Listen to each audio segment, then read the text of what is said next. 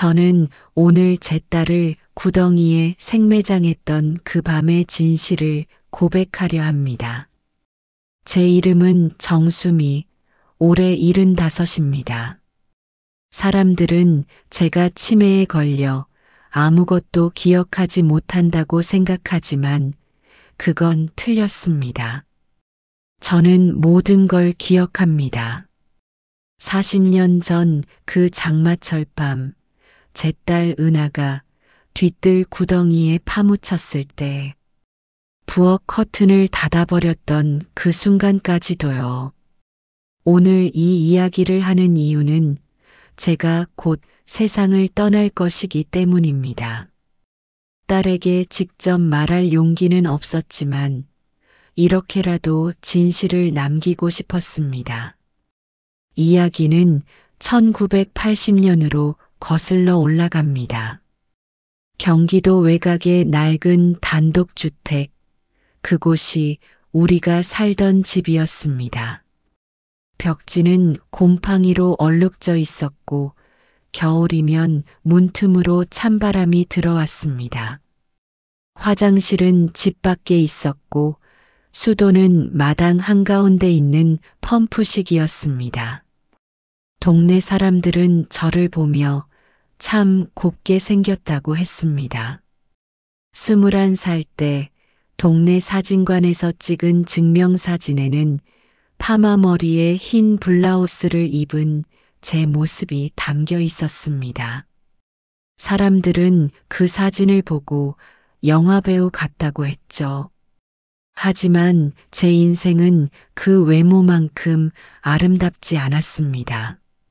저는 19에 은하 아버지를 만났습니다. 그는 서울에서 온 대학생이었고 저는 동네 구멍가게 점원이었습니다. 그가 담배를 사러 왔을 때 처음 봤습니다. 깔끔한 와이셔츠에 가죽 구두를 신은 그는 제가 본 남자들과는 달랐습니다. 석 달 동안 만나고 저는 임신을 했습니다. 그에게 말했을 때 그는 이렇게 대답했습니다. 미안해. 나는 아직 학생이야. 책임질 수 없어. 그 후로 그는 연락을 끊었습니다. 저는 20살에 혼자 은하를 낳았습니다. 1967년 9월 15일 새벽 4시 동네 산파 할머니가 받아낸 아기는 2.8kg의 여자아이였습니다. 은하는 태어나자마자 큰 소리로 울었습니다. 산파 할머니가 말했습니다. 폐가 튼튼한 게 오래 살 쌍이야. 저는 그 말을 들으며 복잡한 심정이었습니다. 기쁘기도 했지만 동시에 막막했습니다. 앞으로 이 아이를 어떻게 키워야 할지 막막했습니다. 23세 은하를 낳고 홀로 키우던 저는 세상이 너무 무거웠습니다. 동네 사람들의 수군거림이 제일 힘들었습니다. 우물가에서 빨래를 할 때면 동네 아낙네들이 수군댔습니다. 저것 봐라. 혼자 애 낳고 키운대. 애비도 없는 애가 무럭무럭 크네. 제발 우리 아들이랑 놀지 말았으면 좋겠어. 은하가 5살 때 동네 슈퍼 앞에서 다른 아이들이 은하를 놀렸습니다. 야, 너 아빠 없지? 아빠 없는 애. 은하는 그날 울면서 집에 왔습니다. 저에게 물었습니다. 엄마, 내 아빠는 어디 있어요? 저는 대답할 수 없었습니다. 그저 은하를 안고 등을 토닥였습니다. 하지만 위로의 말은 나오지 않았습니다. 제 안에 위로해줄 힘이 없었으니까요. 매일 새벽 4시에 일어나 공장에 나가고 밤 10시에 돌아오는 삶이었습니다. 저는 동네 섬유 공장에서 재단 보조 일을 했습니다. 하루 12시간을 서서 일했고 손가락은 항상 바늘에 찔려 반창고 투성이었습니다. 월급은 8만 원이었습니다. 그중 월세가 3만 원, 공과금이 5천 원, 은하 유치원비가 1만 5천 원이었습니다. 남는 돈은 3만 원 정도였습니다. 그 돈으로 한 달 식비를 해결해야 했습니다. 은하가 초등학교에 입학했을 때 일이 있었습니다. 학교에서 준비물 목록을 받아왔는데 크레파스 한 통에 5천 원, 공책 5권에 3천 원, 그림 물감에 4천 원이었습니다. 합계 1만 2천 원이었습니다. 저는 그 목록을 보고 한숨을 쉬었습니다. 그 돈이면 일주일 식비였습니다. 은하가 제 얼굴을 살피며 조심스럽게 물었습니다. 엄마, 이거 꼭 사야 해요? 저는 은하를 보다가 입을 열었습니다. 너만 없으면 내 인생이 좀 편할 텐데. 그 말을 한순간 은하의 얼굴에서 뭔가가 꺼지는 걸 봤습니다. 7살짜리 아이의 눈에서 빛이 사라졌습니다. 은하는 고개를 떨구고 방으로 들어갔습니다. 저는 부엌에 혼자 앉아 담배를 피웠습니다. 당시 저는 하루 한 갑씩 담배를 피웠습니다. 담배 연기를 내뿜으며 생각했습니다. 제가 얼마나 형편없는 엄마인지. 하지만 고칠 힘이 없었습니다.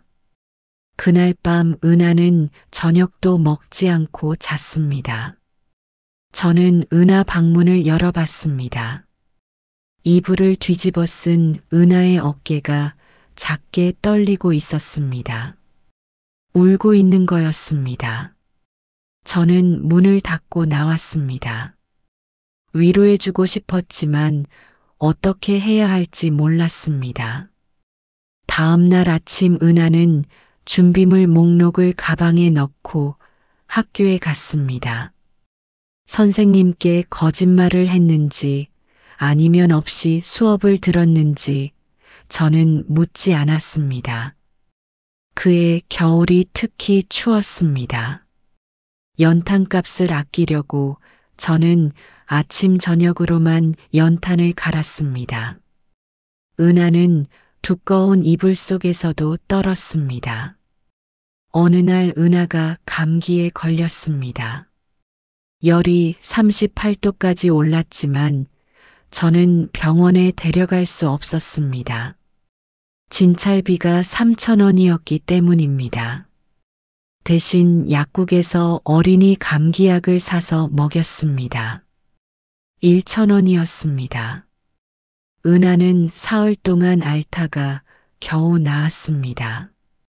그 무렵 공장 동료 언니가 제게 맞선을 주선했습니다. 상대는 동네 철물점 주인이었습니다. 42살의 호랍이었고 자식은 없었습니다. 처음 만났을 때 그는 괜찮은 사람처럼 보였습니다. 말수가 적었지만 친절했습니다.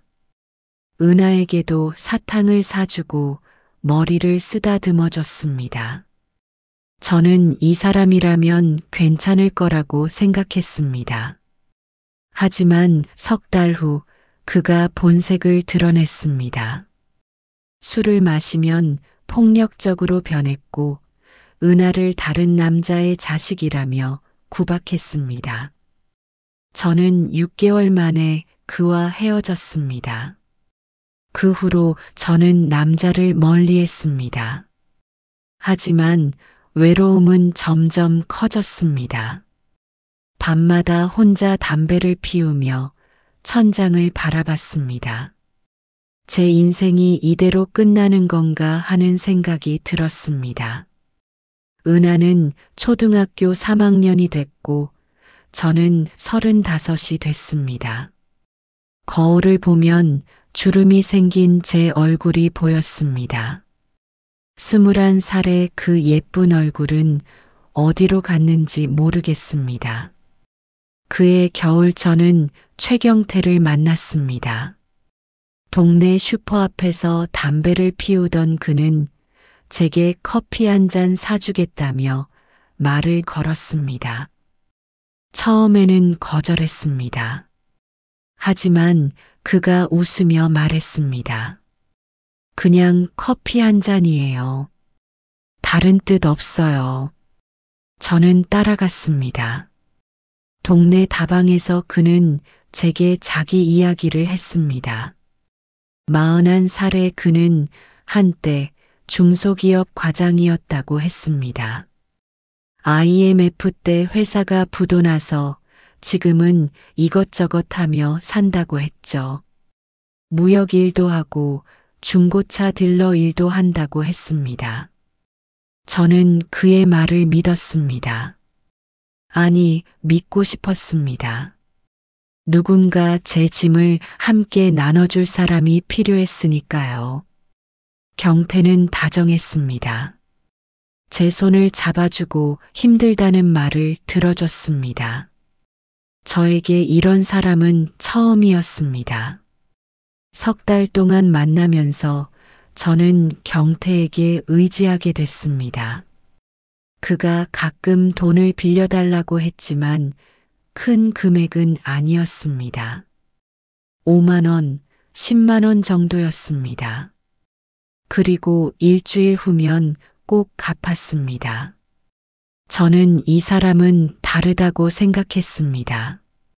경태가 우리 집에 들어온 건 그로부터 3달 후였습니다. 1983년 3월이었습니다. 처음 한 달은 괜찮았습니다. 그는 은하에게 과자를 사주고 제게는 꽃다발을 건넸습니다. 집에서 설거지도 도와주고 마당에 텃밭도 가꿔줬습니다. 상추와 고추를 심었고 호박도 심었습니다. 저는 이제 좀 살만하다고 생각했습니다. 하지만 2번째 달부터 이상한 징조들이 보이기 시작했습니다.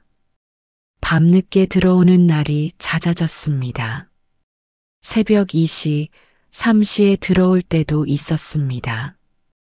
옷에서는 담배와 술 냄새가 진하게 났고 때로는 다른 냄새도 났습니다. 곰팡이 냄새 같기도 하고 땀 냄새 같기도 한 그 냄새를 저는 나중에야 알았습니다. 그건 화투판의 냄새였습니다. 어느 날 저녁 경태가 식탁에 20만 원을 던지며 말했습니다. 오늘 운이 좋아서 좀 땄어. 맛있는 거 해줘. 저는 그 돈뭉치를 받습니다. 10,000원짜리 20장이었습니다. 제가 공장에서 3달을 일해야 버는 돈이었습니다. 그때 저는 물었어야 했습니다. 어디서 이런 돈이 나왔냐고. 하지만 저는 묻지 않았습니다. 20만 원이면 3달치 월세를 낼 수 있었고 은하 옷도 사줄 수 있었고 겨울 연탄도 미리 준비할 수 있었으니까요. 저는 그날 장을 봤습니다. 돼지고기 1kg에 생선도 사고 두부도 샀습니다. 은하에게는 새 운동화를 사줬습니다. 15,000원짜리 흰색 운동화였습니다. 은하가 그 운동화를 신고 기뻐하는 모습을 보며 저는 생각했습니다. 경태가 있어서 좋다고. 하지만 그건 시작일 뿐이었습니다. 일주일 후 경태는 빈손으로 집에 왔습니다. 얼굴이 구겨져 있었고 손은 떨리고 있었습니다. 오늘 재수가 없었어. 다 잃었어. 저는 물었습니다. 얼마나요? 30만 원.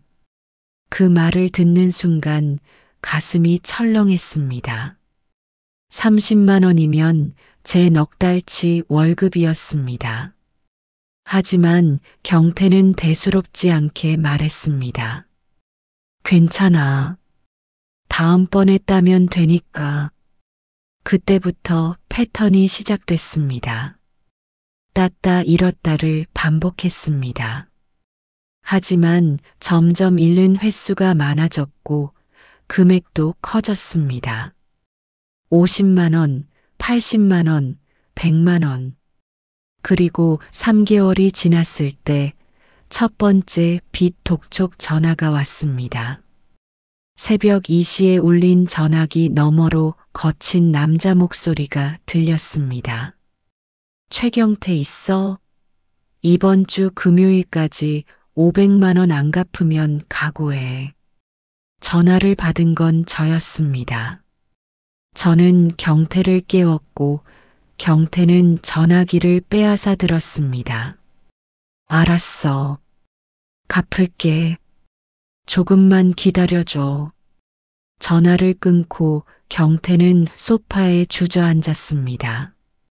얼굴이 새하얗게 질려 있었습니다. 저는 물었습니다. 500만 원이 뭐예요? 무슨 돈이에요? 경태가 고개를 들었습니다. 그의 눈에는 공포가 가득했습니다. 미안해. 내가 좀 어려워서 빌린 돈이야. 곧 갚을게. 저는 그날 밤 잠을 잘 수 없었습니다. 500만 원이면 제가 5년을 일해야 모을 수 있는 돈이었습니다. 그 돈을 어떻게 갚는다는 건지 이해할 수 없었습니다.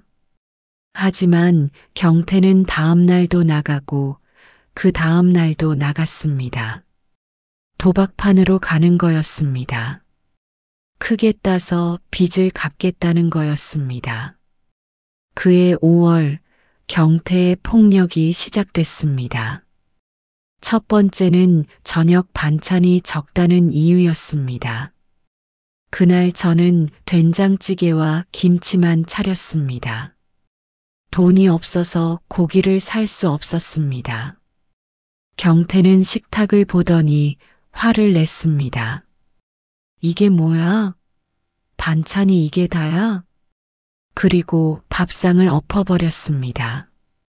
국그릇이 바닥에 떨어져 깨졌고 밥알이 사방에 튀었습니다.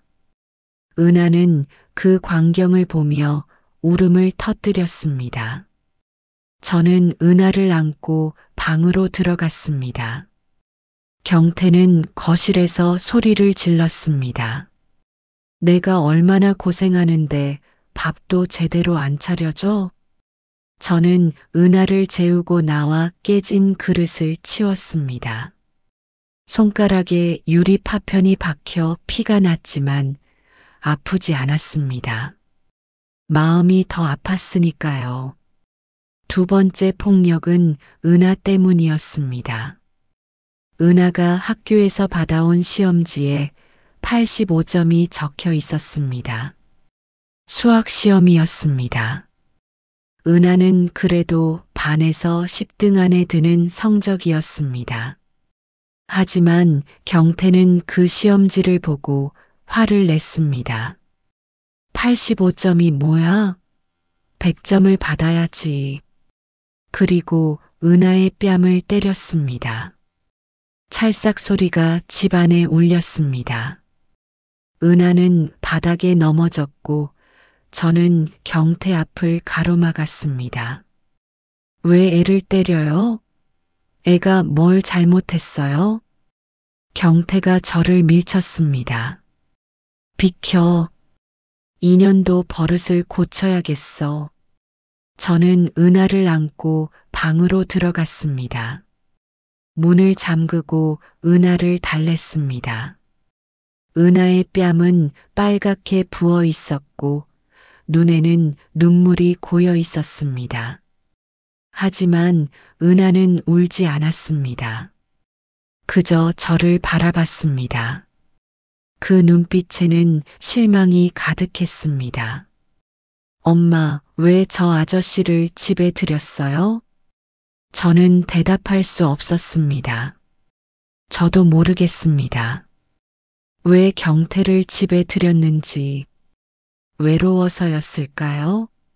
아니면 돈 때문이었을까요? 저는 은하에게 미안하다고 말했습니다. 하지만 그 미안함으로는 아무것도 해결되지 않았습니다. 그날 밤 경태는 술에 취해 집에 돌아와 소파에서 잤습니다.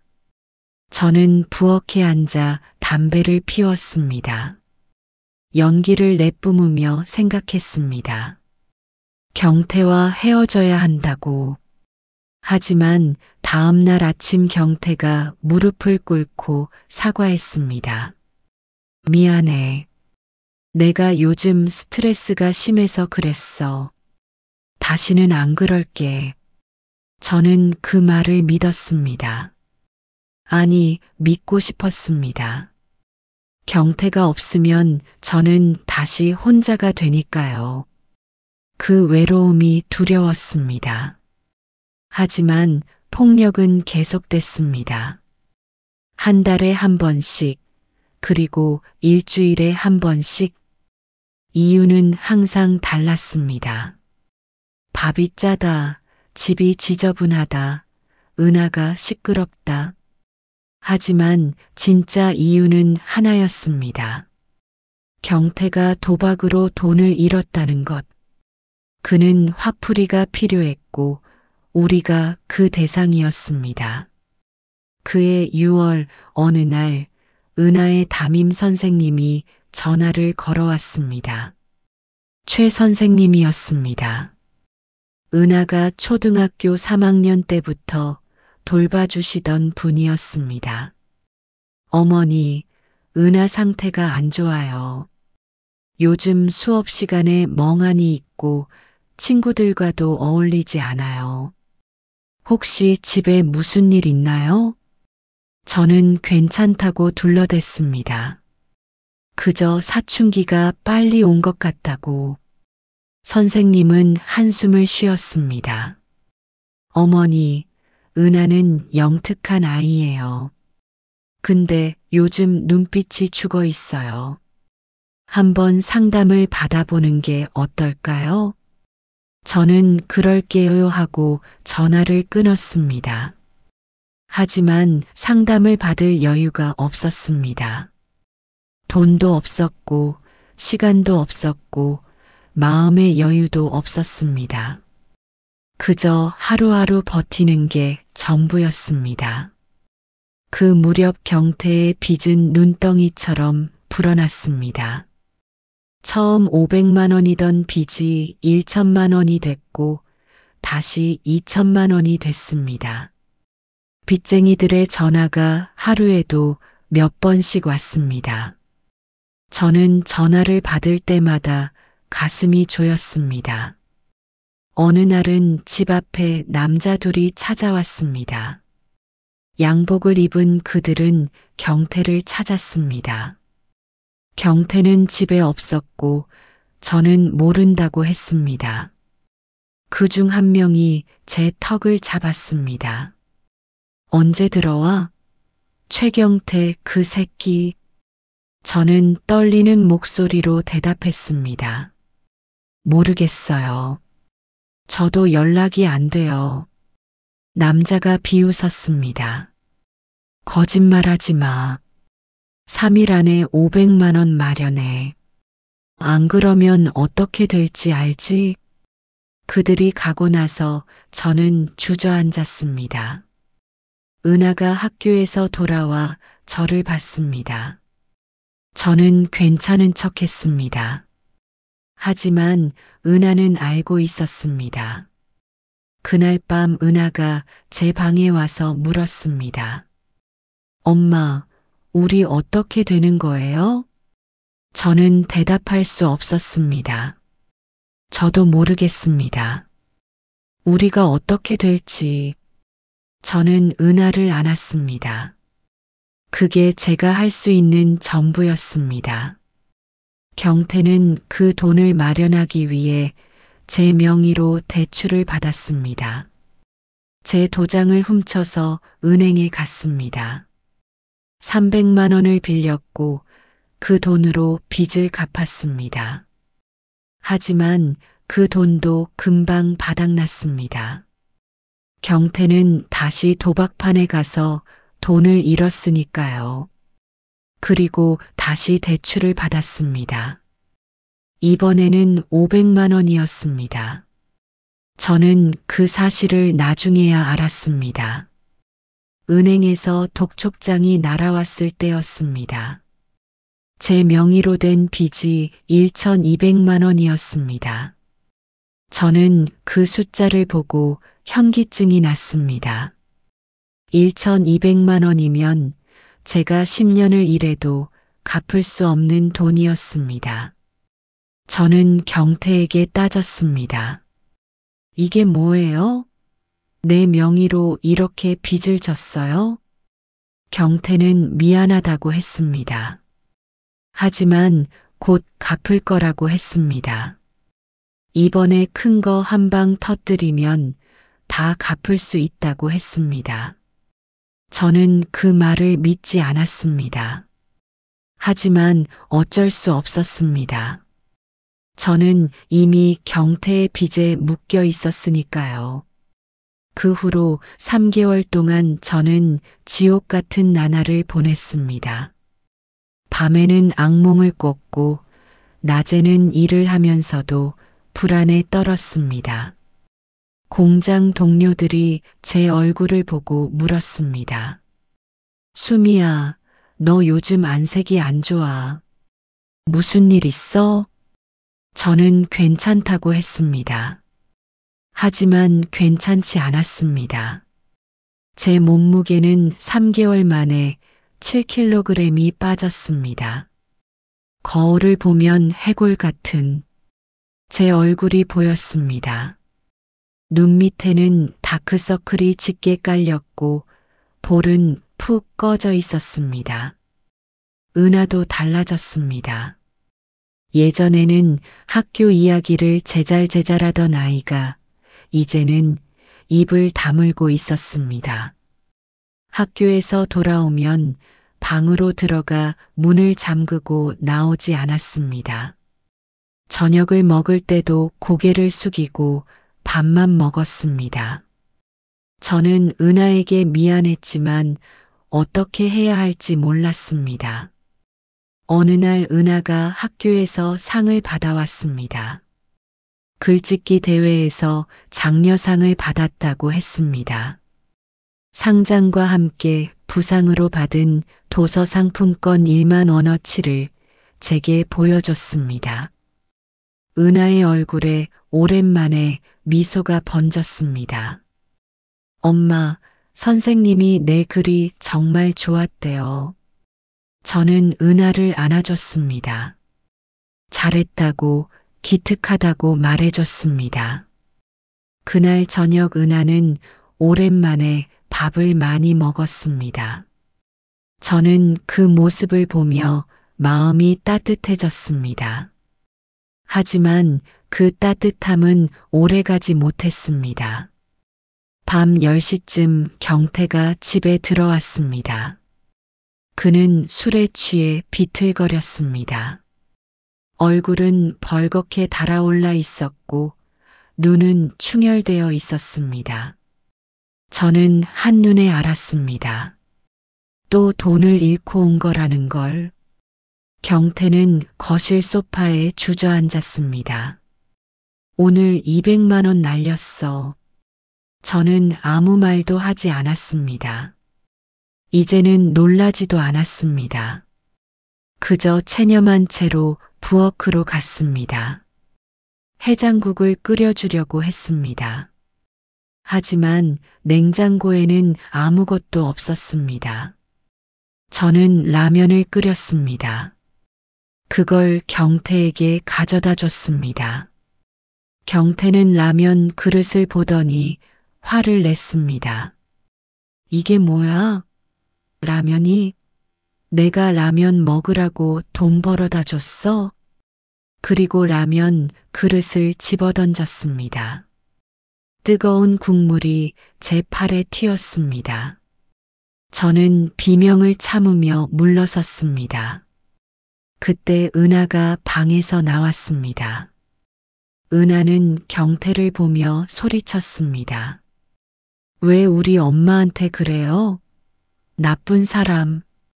경태의 얼굴이 일그러졌습니다.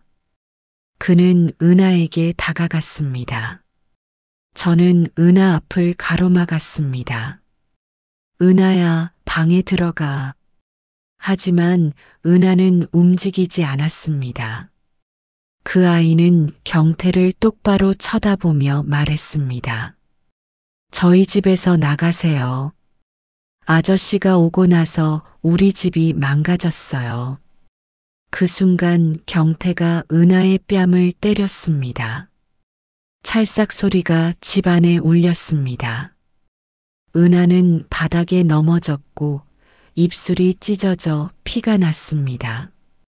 저는 은하를 안아들고 방으로 뛰어갔습니다. 문을 잠그고 은하의 입술을 닦아줬습니다. 은하는 울지 않았습니다.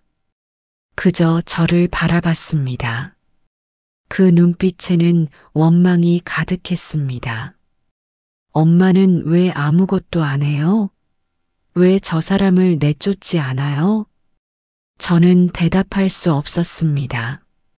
왜냐하면 저는 경태를 내쫓을 수 없었으니까요. 제 명의로 진 빚이 있었고 경태가 사라지면 그 빚은 고스란히 제 몫이 되니까요. 저는 비겁했습니다. 제 딸보다 제 자신이 더 중요했습니다. 그날 밤 저는 은하와 함께 잤습니다. 은하는 제 품에 안겨 잠들었지만 잠꼬대를 했습니다. 싫어요. 가지 마세요.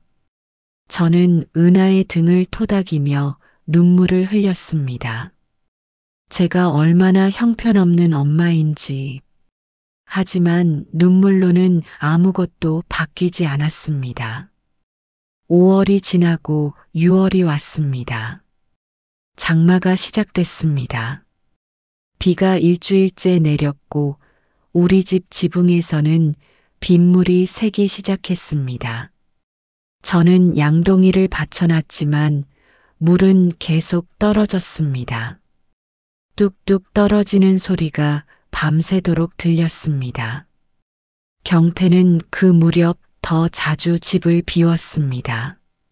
아침에 나가면 새벽에 돌아왔고 때로는 이틀씩 집에 안 들어올 때도 있었습니다. 6월 중순 경태의 행동이 더 이상해졌습니다. 낮에 뒤뜰에서 무언가를 하고 있었습니다. 저는 창문으로 내다봤습니다. 경태는 텃밭 한 구석을 파고 있었습니다. 삽으로 흙을 퍼내고 있었습니다. 깊이는 1m 정도, 폭은 80cm 정도 되는 구덩이였습니다. 저는 물었습니다. 뭐 하는 거예요? 경태가 돌아봤습니다. 그의 얼굴에는 이상한 미소가 걸려 있었습니다. 우물 파려고. 수도세 아끼게. 저는 이상하다고 생각했습니다. 우물을 파려면 그것보다 훨씬 깊게 파야 했습니다. 하지만 저는 더 묻지 않았습니다. 경태와 대화하는 것 자체가 두려웠으니까요. 그날 밤 경태는 술을 마시고 그 구덩이 옆에 앉아 있었습니다. 저는 창문으로 그 모습을 봤습니다. 경태는 혼자 중얼거리고 있었습니다. 다 내 탓이야. 내가 재수 없어서 내가 이렇게 된 거야. 저는 소름이 돋았습니다. 경태가 완전히 미쳐가고 있다는 걸 느꼈습니다. 저는 은하 방으로 가서 문을 확인했습니다. 안에서 잠가져 있는지 다행히 잠겨 있었습니다. 저는 제 방으로 돌아와 문도 잠갔습니다. 6월 15일, 그날이 왔습니다. 저는 평생 그날을 잊을 수 없습니다. 그날은 비가 억수같이 쏟아지는 날이었습니다. 천둥과 번개가 치고 바람이 거세게 불었습니다. 저는 공장에서 일하다가 일찍 퇴근했습니다. 기계 고장으로 작업이 중단됐기 때문입니다. 집에 돌아오니 오후 5시였습니다. 은하는 학교에서 돌아와 있었습니다. 엄마, 일찍 왔네요. 저는 은하에게 저녁을 먹이려고 부엌으로 갔습니다. 냉장고에는 김치와 된장뿐이었습니다. 저는 된장찌개를 끓이고 밥을 지었습니다. 은하와 둘이서 조용히 저녁을 먹었습니다. 경태는 아직 집에 없었습니다. 저녁 7시쯤 은하가 설거지를 하고 있었습니다. 저는 거실에서 TV를 보고 있었습니다. 그때 대문이 벌컥 열렸습니다. 경태였습니다. 그의 모습을 보고 저는 숨이 멎었습니다. 얼굴은 핏기가 하나도 없었고 옷은 비에 흠뻑 젖어 있었습니다. 손은 부들부들 떨리고 있었고 눈은 완전히 미쳐 있었습니다. 다 잃었어. 800만 원 다 날렸어. 그 말을 듣는 순간 저는 온몸이 얼어붙었습니다. 800만 원은 경태가 마지막으로 손에 쥔 돈이었습니다. 친구에게 빌린 돈이라며 이번 주 안에 갚아야 한다던 돈이었습니다. 저는 입술을 깨물었습니다. 더 이상 할 말이 없었습니다. 경태는 거실을 미친 듯이 휘젓고 다니며 물건들을 집어던졌습니다. TV 리모컨이 벽에 부딪혀 산산조각 났습니다. 거실 탁자 위에 있던 화분이 바닥에 떨어져 깨졌습니다. 흙이 사방에 흩어졌습니다. 액자가 떨어져 유리가 깨졌습니다. 저는 구석에 웅크리고 앉아 그 광경을 지켜봤습니다. 경태는 소리를 질렀습니다. 다 끝났어. 다 끝났다고. 그때 부엌에서 둔탁한 소리가 들렸습니다. 쿵. 저는 고개를 돌렸습니다. 은하가 서 있었습니다. 그 아이의 발밑에는 깨진 된장 뚝배기가 있었습니다.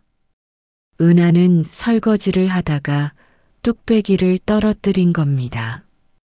뚝배기는 두 조각으로 갈라져 있었고 된장이 바닥에 흘러내리고 있었습니다.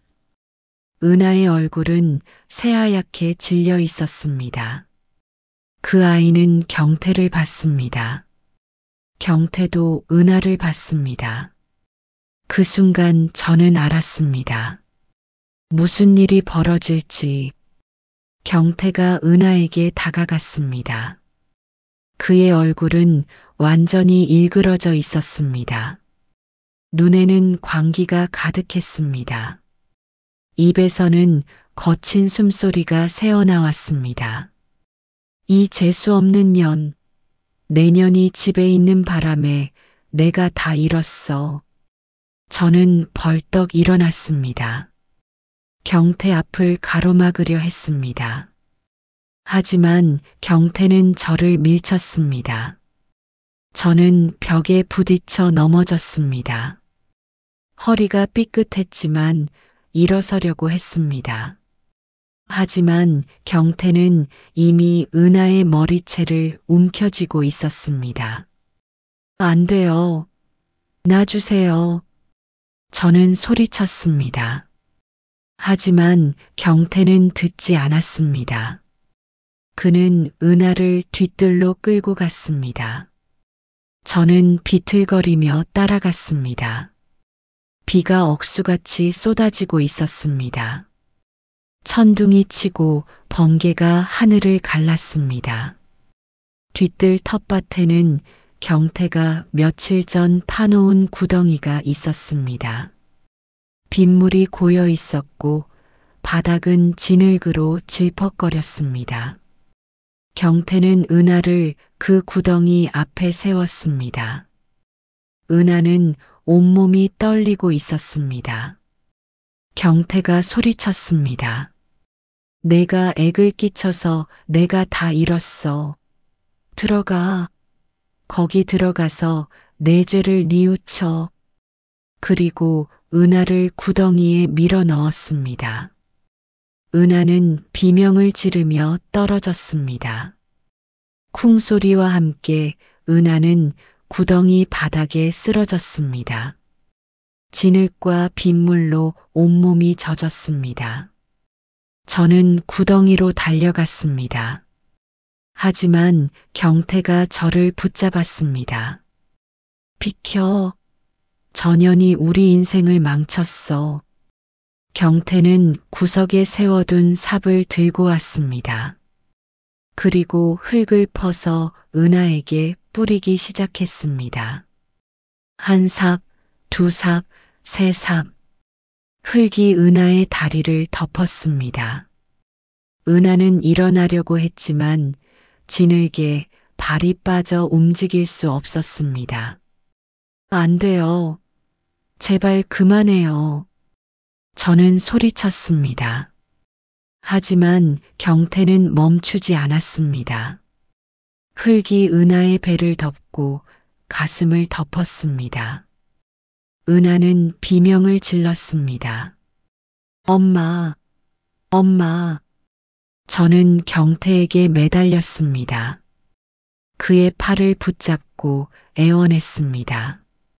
제발이요. 제발 그만두세요. 은하는 아무 죄가 없어요. 경태가 저를 밀쳤습니다. 저는 진흙 바닥에 넘어졌습니다. 경태는 다시 삽질을 했습니다. 흙이 은하의 목까지 차올랐습니다. 은하의 얼굴만 겨우 보였습니다. 그 얼굴은 공포로 일그러져 있었습니다. 그때 은하가 고개를 돌려 저를 봤습니다. 그 눈빛을 저는 평생 잊을 수 없습니다. 그 안에는 공포도 있었지만 그보다 더 큰 건 절망이었습니다. 엄마인 제게 마지막으로 구원을 바라는 눈빛이었습니다. 도와달라는, 살려달라는 눈빛이었습니다. 저는 일어섰습니다. 경태에게 다시 달려들었습니다. 하지만 경태는 저를 다시 밀쳤습니다. 이번에는 더 세게. 저는 뒤로 넘어져 마당 담장에 부딪혔습니다. 머리가 돌에 부딪혀 피가 났습니다. 저는 정신이 흐려졌습니다. 경태가 마지막 한 삽을 퍼서 은하에게 던졌습니다. 흙이 은하의 얼굴을 덮었습니다. 은하의 목소리가 들렸습니다. 그리고 소리가 끊겼습니다. 저는 눈앞이 캄캄해졌습니다. 제 딸이, 제 은하가 저 흙 속에 묻혔습니다. 저는 비명을 지르려 했지만 목소리가 나오지 않았습니다. 경태는 삽을 던지고 집 안으로 들어갔습니다. 저는 진흙 바닥에 쓰러져 있었습니다. 비가 제 얼굴에 쏟아졌습니다. 천둥 소리가 귀를 찢었습니다. 저는 구덩이를 봤습니다. 은하가 묻혀 있는 그 구덩이를. 하지만 저는 움직일 수 없었습니다. 몸에 힘이 하나도 없었습니다. 얼마나 시간이 흘렀을까요? 저는 간신히 일어났습니다. 비틀거리며 부엌으로 들어갔습니다. 경태는 거실 소파에 앉아 소주를 마시고 있었습니다. 은하는 저 흙 속에서 숨을 쉴 수 없을 겁니다. 아마 이미 죽었을 겁니다. 그리고 그건 제 탓입니다. 제가 경태를 막지 못했으니까, 제가 은하를 지키지 못했으니까, 저는 제 약통을 꺼냈습니다. 수면제였습니다. 우울증 때문에 먹던 약이었습니다. 저는 수면제 4알을 꺼내 커피에 갈아 넣었습니다. 그리고 경태에게 가져다 줬습니다. 커피 드세요. 경태는 커피를 받아 단숨에 들이켰습니다. 그리고 소주를 또 마셨습니다. 저는 제 방으로 갔습니다. 제 커피에도 수면제 2알을 넣어 마셨습니다. 그리고 침대에 누웠습니다. 천장을 바라보며 저는 생각했습니다. 은하는 아마 지금쯤 죽었을 겁니다. 아니면 죽어가고 있을 겁니다. 차갑고 어두운 흙 속에서 저는 눈을 감았습니다. 이렇게 끝나는 게 나을지도 모른다고 생각했습니다. 그 아이도 저도 이 지옥 같은 삶에서 벗어나는 거라고 저는 은하에게 미안하다고 속으로 말했습니다. 은하야, 미안해. 엄마가 너를 지켜주지 못해서 미안해. 수면제가 효과를 발휘하기 시작했습니다. 저는 의식이 흐려지는 걸 느꼈습니다. 곧 잠에 빠져들 것 같았습니다. 저는 마지막으로 생각했습니다. 이대로 잠들면 다시는 깨어나지 않았으면 좋겠다고. 새벽 5시, 저는 사이렌 소리에 잠에서 깼습니다. 처음에는 꿈인 줄 알았습니다. 하지만 사이렌 소리는 계속됐습니다. 저는 눈을 떴습니다. 창문 밖이 밝았습니다. 새벽이었습니다. 저는 일어나 창문을 열었습니다. 경찰차 2대와 구급차 1대가 우리 집 앞에 서 있었습니다. 파란 불빛이 돌아가고 있었습니다. 경찰관 4명이 집 안으로 들어오고 있었습니다. 저는 정신이 번쩍 들었습니다. 무슨 일이 벌어진 걸까? 저는 급히 옷을 입고 방문을 열었습니다. 거실에는 경찰관 2명이 서 있었습니다. 경태는 소파에서 자고 있었습니다. 아니, 기절해 있었습니다. 저는 경찰관에게 물었습니다. 무슨 일이세요? 경찰관 1명이 대답했습니다. 따님이 폭행과 감금 사실을 신고했습니다. 따님은 어디 계십니까? 저는 멍하니 경찰관을 봤습니다. 따님? 은하? 은하가 신고를 했다고? 그럼 은하가 살아있다는 건가? 저는 뒤뜰로 뛰어갔습니다. 구덩이가 있던 곳으로. 그곳에는 구급대원 2명이 있었습니다. 그리고 그들 옆에 은하가 서 있었습니다. 은하는 살아 있었습니다. 온몸이 진흙투성이었고 옷은 찢어져 있었지만 살아 있었습니다. 그 아이는 스스로 구덩이에서 빠져나온 겁니다. 그리고 파출소까지 걸어가 신고를 한 겁니다. 저는 은하에게 달려가려 했습니다. 하지만 은하가 고개를 돌렸습니다. 저를 보지 않으려는 것 같았습니다. 구급대원이 은하를 구급차로 데려갔습니다. 저는 그 뒤를 따라갔습니다. 구급차 안에서 은하와 눈이 마주쳤습니다. 그 아이는 저를 보며 아무 말도 하지 않았습니다. 그저 텅 빈 눈으로 저를 응시했을 뿐입니다. 그 눈빛에는 아무것도 없었습니다. 사랑도 미움도 원망도 그저 공허함만 있었습니다. 저는 그 눈빛을 보며 깨달았습니다. 제가 은하에게 해준 게 아무것도 없다는 걸. 아니, 해준 게 없을 뿐 아니라 빼앗기만 했다는 걸. 은하의 어린 시절을, 안전을, 신뢰를 모두 빼앗았다는 걸. 경찰관이 제게 다가와 물었습니다. 부인, 병원에 동행하시겠습니까? 저는 고개를 끄덕였습니다. 하지만 구급대원이 말했습니다. 아이가 어머니와 같이 가기 싫다고 합니다. 그 말에 저는 그 자리에 멈춰 섰습니다. 구급차 문이 닫혔고 사이렌을 울리며 떠나갔습니다. 저는 그 차가 사라질 때까지 서 있었습니다. 비가 다시 내리기 시작했습니다. 저는 빗속에 그대로 서 있었습니다. 경찰관들이 경태를 깨웠습니다. 수갑을 채우고 경찰차로 데려갔습니다. 경태는 비몽사몽 상태였습니다. 수면제 때문에 정신을 못 차리고 있었습니다. 경찰관 한 명이 제게 물었습니다. 부인도 같이 가셔야 합니다. 조사를 받으셔야 해요. 저는 경찰차에 탔습니다. 뒷좌석에 앉아 창밖을 봤습니다. 우리 집이 점점 멀어졌습니다. 그 낡은 단독주택, 그 지옥 같던 집이 저는 다시는 그 집에 돌아가지 못할 거라는 걸 알았습니다. 경찰서에서 조사를 받았습니다.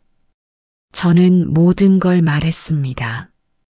경태의 도박, 빚, 폭력, 그날 밤의 일. 경찰관이 물었습니다. 왜 신고하지 않으셨습니까? 저는 대답했습니다. 무서워서요. 그리고 빚 때문에요. 제 명의로 진 빚이 1,500만 원이 넘었어요. 경찰관이 한숨을 쉬었습니다. 따님을 지키지 못한 건 부인의 책임도 있습니다. 저는 고개를 숙였습니다. 그 말이 맞았습니다. 모두 제 책임이었습니다. 조사는 사흘 동안 계속됐습니다. 경태는 상습 폭행, 감금, 도박 혐의로 기소됐습니다. 수사 과정에서 경태가 불법 도박장을 전전하며 5천만 원이 넘는 빚을 졌다는 사실이 드러났습니다. 그중 제 명의로 만든 대출과 카드 빚이 2천만 원이었습니다. 나머지는 사채였습니다. 검사가 저를 불렀습니다. 저도 방조 혐의로 조사를 받을 수 있다고 했습니다. 하지만 저 역시 경태의 폭력과 경제적 착취를 당한 피해자로 인정됐습니다.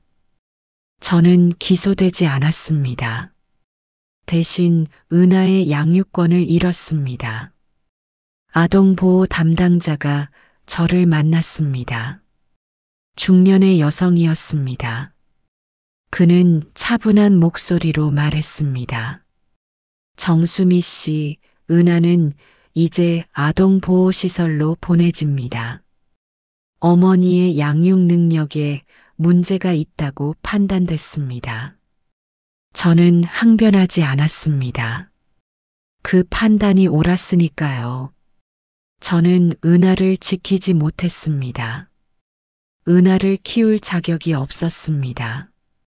면회는 가능합니까? 담당자가 고개를 끄덕였습니다. 가능합니다. 하지만 아이가 원하지 않으면 강제할 수 없습니다. 저는 알았다고 대답했습니다. 하지만 저는 알고 있었습니다. 은하가 저를 보고 싶어 하지 않을 거라는 걸. 경태의 재판은 석 달 후에 열렸습니다. 저는 증인으로 출석했습니다. 법정에서 경태를 봤습니다. 그는 야위어 있었고 얼굴은 초췌했습니다. 저와 눈이 마주쳤을 때 그는 고개를 돌렸습니다. 재판장이 판결을 내렸습니다. 피고인 최경태에게 징역 3년을 선고한다. 3년. 그게 은하를 구덩이에 묻은 죄의 대가였습니다.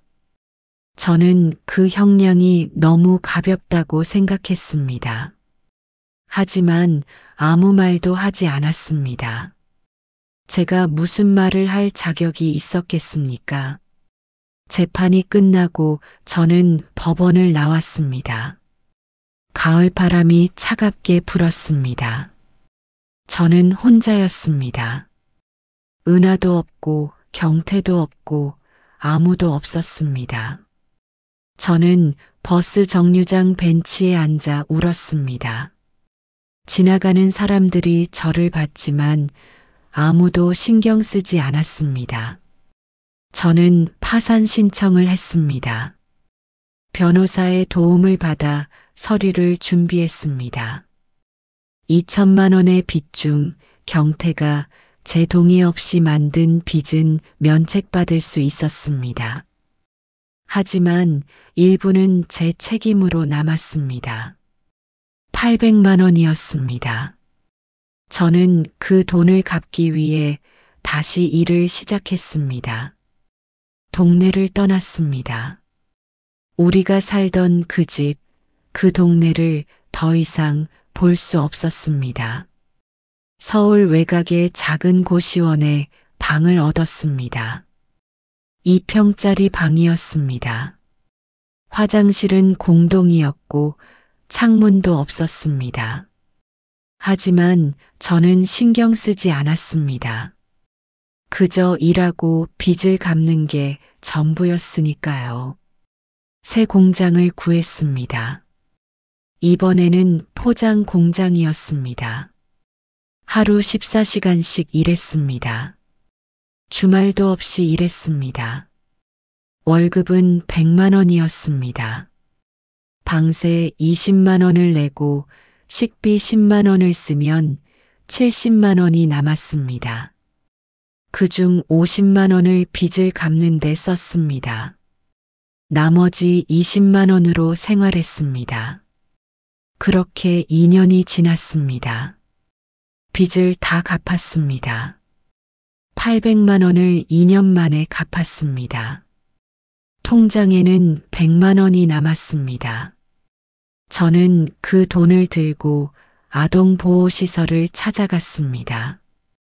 은하를 보러 갔습니다. 시설 담당자가 저를 만났습니다. 다른 사람이었습니다. 젊은 남자 사회복지사였습니다. 은하를 만나러 왔습니다. 담당자가 고개를 저었습니다. 은하가 면회를 거부했습니다. 어머니를 보고 싶지 않다고 합니다. 저는 예상했던 대답이었지만 그래도 가슴이 아팠습니다. 그럼 이 돈만 전해주세요. 은하 용돈으로 쓰라고. 담당자가 봉투를 받았습니다. 전하겠습니다. 저는 시설 건물을 봤습니다. 3층짜리 건물이었습니다. 어느 창문 뒤에 은하가 있을까요? 저를 보고 있을까요? 아니면 외면하고 있을까요? 저는 건물을 향해 고개를 숙였습니다. 그리고 돌아섰습니다. 그 후로 저는 1년에 한 번씩 시설을 찾아갔습니다. 하지만 은하는 한 번도 저를 만나주지 않았습니다. 저는 그럴 때마다 돈을 두고 왔습니다. 50만 원, 100만 원. 제가 할 수 있는 건 그게 전부였습니다. 5년이 지났을 때 담당자가 말했습니다. 은하가 시설을 떠났습니다. 장학금을 받아 대학에 진학했습니다. 저는 물었습니다. 어느 대학인가요? 담당자가 미소 지었습니다. 서울의 명문대입니다. 심리학과에 들어갔습니다. 정말 대단한 아이예요. 저는 그 말을 듣고 울었습니다.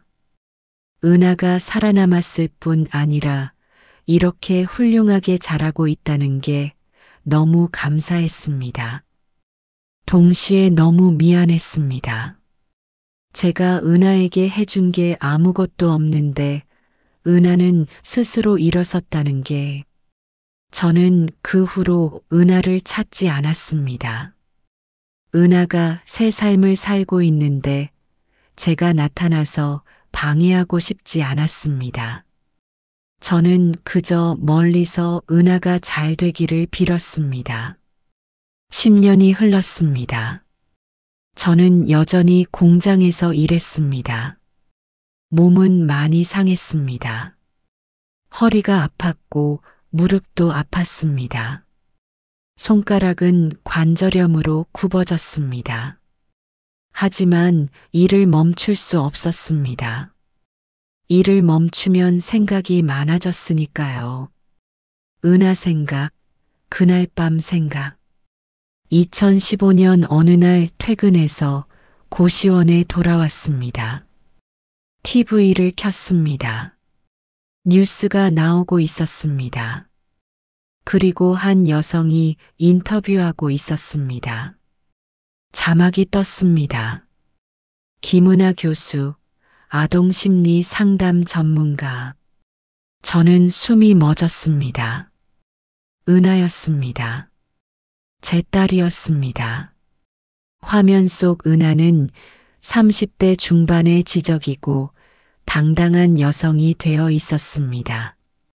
단정한 정장을 입고 있었고 머리는 깔끔하게 묶여 있었습니다. 얼굴에는 자신감이 가득했습니다. 앵커가 물었습니다. 교수님도 어린 시절 어려운 경험을 하셨다고 들었습니다. 은하가 고개를 끄덕였습니다. 네. 저는 가정폭력과 학대를 경험했습니다. 한때는 죽고 싶을 만큼 힘들었습니다. 하지만 저를 도와준 분들 덕분에 살아남을 수 있었습니다. 그 경험이 지금 제가 하는 일의 원동력이 됐습니다. 앵커가 다시 물었습니다. 트라우마를 극복하는 비결이 있다면요? 은하가 잠시 생각하더니 말했습니다. 트라우마는 끝이 아닙니다. 그것은 새로운 시작이 될 수 있습니다. 중요한 건 자신을 탓하지 않는 겁니다. 그리고 도움을 요청하는 겁니다. 혼자서는 안 됩니다. 누군가의 도움이 필요합니다. 저는 그 인터뷰를 보며 울었습니다. 은하가 이렇게 강하고 아름다운 사람이 됐다는 게 너무 자랑스러웠습니다. 동시에 너무 미안했습니다. 제가 은하에게 트라우마를 준 사람 중 하나였으니까요. 그날 밤 저는 편지를 썼습니다. 은하에게 보내는 편지였습니다. 하지만 다 쓰고 나서 찢어버렸습니다. 무슨 말을 해도 변명처럼 들릴 것 같았습니다. 저는 그저 은하가 행복하기를 바랄 뿐이었습니다. 2020년 저는 병원에 갔습니다. 자꾸 깜빡거리는 일이 많아졌기 때문입니다. 아침에 먹은 밥을 기억 못하고 같은 말을 반복하고 길을 잃을 때도 있었습니다. 의사가 검사를 했습니다. 일주일 후 결과가 나왔습니다. 초기 알츠하이머입니다. 치매의 일종이죠. 저는 그 말을 듣고 놀라지 않았습니다. 오히려 안도감이 들었습니다. 이제 곧 모든 걸 잊을 수 있을 거라는 생각에 그날 밤의 일도 은하의 눈빛도 제 죄책감도 모두 잊을 수 있을 거라는 생각에 의사가 말했습니다. 혼자 생활하기 어려울 겁니다. 요양시설을 알아보는 게 좋겠습니다. 저는 알았다고 대답했습니다. 저는 공장을 그만뒀습니다. 더 이상 일할 수 없었습니다. 국민연금과 기초생활수급비로 요양병원에 입원했습니다. 외곽의 작은 병원이었습니다. 4인실이었지만 저는 신경 쓰지 않았습니다. 병원 생활은 단조로웠습니다. 저는 홀로 병실을 지켰고 익숙한 고독 속에서 3개월이 흘렀습니다. 어느 날 간호사가 면회 소식을 전했습니다.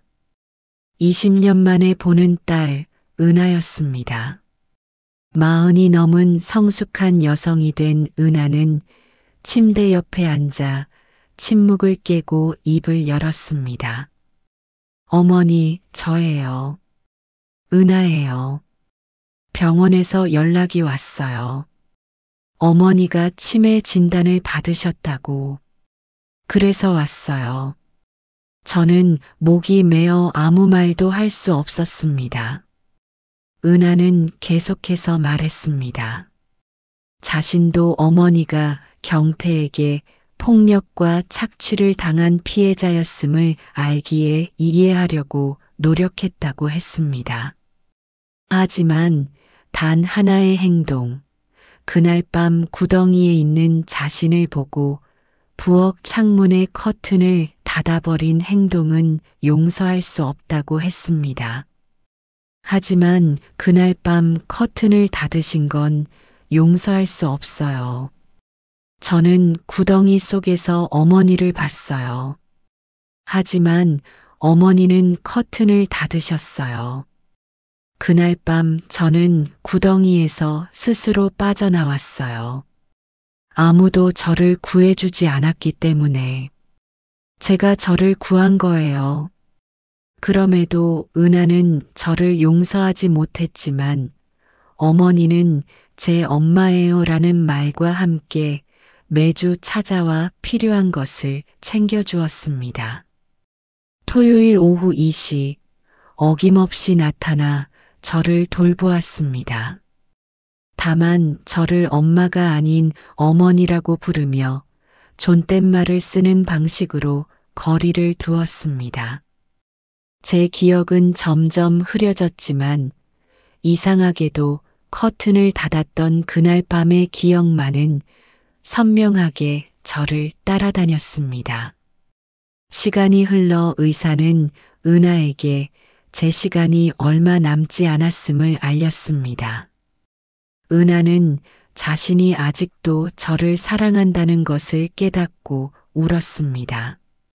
어느 날 은하가 노트와 펜을 가져왔습니다. 은하야, 엄마가 미안해. 너를 지켜주지 못해서 미안해. 그날 밤 커튼을 닫아서 미안해. 너를 사랑한다고 말하지 못해서 미안해. 저는 40년 만에 진심을 고백했고 은하는 눈물을 흘리며 받아 적었습니다. 그리고 은하도 자신의 마음을 털어놓았습니다. 어머니, 저도 말씀드릴 게 있어요. 저는 어머니를 용서하기로 했어요. 어머니도 피해자였다는 걸 이제는 이해해요. 그리고 사랑해요. 저는 40년 만에 딸을 제대로 안았습니다. 따뜻한 품속에서 울었습니다. 그리고 숨쉬기 힘든 마지막 순간, 은하가 준비해준 녹음기에 마지막 고백을 남겼습니다. 저는 세상의 모든 어머니들에게 두려움 때문에 사랑하는 사람을 포기하지 말라고 당부했습니다. 은하야, 내가 그날 밤 구덩이에서 살아나와줘서 고마워. 엄마는 너를 사랑해.